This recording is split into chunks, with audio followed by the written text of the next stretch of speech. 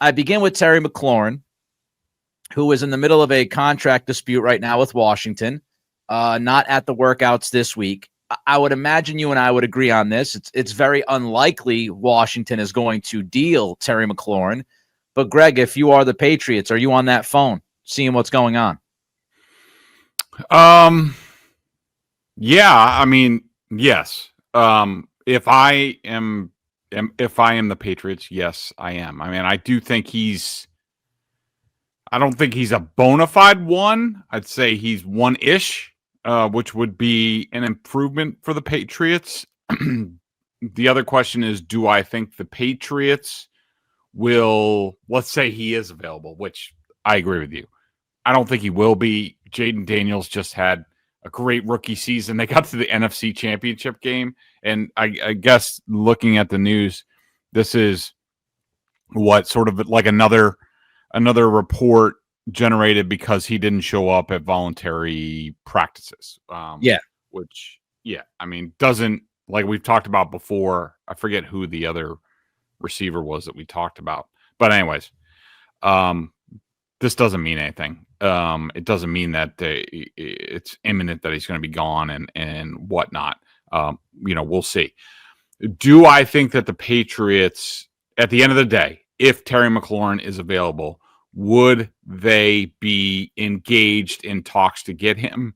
No, I don't, because I think that, and from this reason, and we sort of talked about it after the draft, and this follows on the question I asked Elliot Wolf after the draft about whether they were still basically in on making deals or did they have room to do it? And he said, I think so. I think we have a little room, something like that. And he referenced Richard Miller, the cap guy. I'm sure he'll have something to say about it.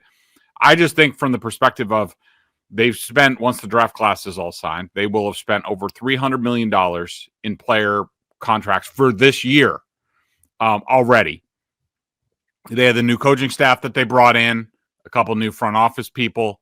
You have the outgoing staff that they are paying, including Gerard Mayo. I think the Patriots are tapped out for this year. That being said, I do think that if I were them, I would worry less about now in the start of the season. I would be saving any petty cash for the trade deadline and injury should the Patriots get to, I think I just looked it up earlier. I think the trade deadline is like November 19th. And we will get into the schedule and where I think they will be around that time. I would save it for then to be like, all right, we're really close, but we're missing this. Or we lost so-and-so, that's going to kill us down the stretch and in the playoffs. I would save the petty cash till then. I think that they're closed for business right now. Interesting approach, because of course you could say bird in the hand. If you can land McLaurin now, right, if that was even possible. If you wait until the deadline, what happens if nobody's available? Then you wonder if you're kicking yourself in the tuchus for not making that deal during camp season. The Patriots' edge rush has been virtually non-existent since Matthew Judon went down to a torn biceps early in 2023 before being traded to the Atlanta Falcons in 2024. New head coach Mike Vrabel's done a pretty solid job addressing the spot and adding veteran leadership, including Harold Landry, who was with him forever in Tennessee, as well as Calebon Chason, who played under Josh McDaniels back in Vegas. That said, the position still lacked the kind of long-term upside player that could be counted on to potentially develop behind those two veterans. And while New England didn't address their defensive line until day 3 of the draft, they may have gotten one of the draft's best values in Braden Swinson, a player who not only brings day 1 potential as a pass rusher, but the kind of upside the position has lacked for quite some time.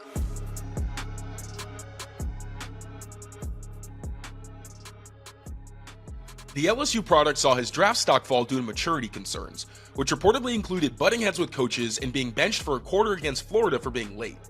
It was the first Patriots pick that didn't feature a former captain or team leader, but as Vrabel said pre-draft, you can't win games with a bunch of good dudes. And Executive Vice Player of Player Personnel Elliot Wolf assured reporters that the team did its research behind the scenes. If Swinson stays quiet off the field, New England's virtually guaranteed one of the draft's best values.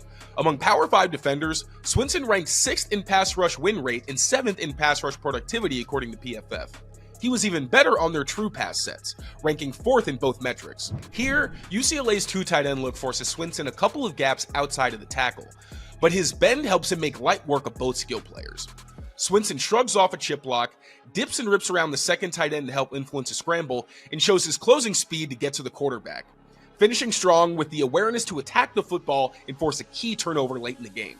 Swinson has the talent that teams covet in the developmental edge, but his ability to beat tackles' hands with well-coordinated strikes should carve out an early role in obvious pass situations. On this takedown, Swinson loads up as the ball is snapped and fires off the line. Left tackle Diego Pounds throws a 2-hand punch as he jab steps inside, but Swinson catches the outside hand and uses a long arm to maintain distance while stepping back outside. After clearing a path to quarterback Jackson Dart, Swinson keeps swiping to stay clean and valiantly goes for a punch out on the sack. Thank you all so much for watching. Make sure to become members of Patriots Press Pass here on YouTube for more breakdowns just like this, as well as a ton of other great bonus content.